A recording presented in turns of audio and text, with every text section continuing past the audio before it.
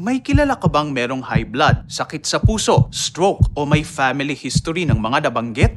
Ayon sa Philippine Statistics Authority, ang top 1 and top 2 cause of death ng mga Pilipino noong 2022 ay sakit sa puso at stroke. Isa na sa mga dahilan ay ang hypertension o ang mataas na presyon ng dugo. Maraming dahilan ang hypertension at isa na dito ang pagkonsumo ng maaalat na pagkain na may mataas na sodium. Ayon sa World Health Organization, ang recommended sodium intake ay less than 2 grams kada araw. Pero ang actual intake ng mga Pilipino ay mahigit doble nito. Kaya mo bang pababain ang sodium intake mo? Paano na?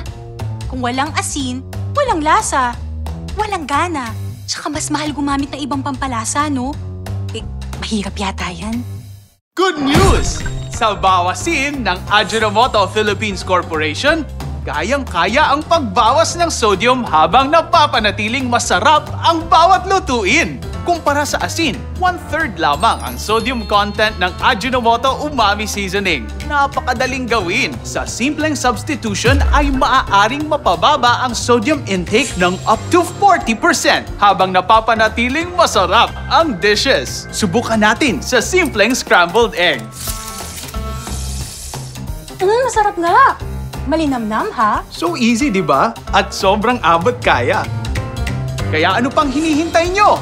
Subukan na ang mahigit 100 less sodium recipes. Sa Ajinomoto's bawasin, ang favorite dishes, masarap na, less sodium pa.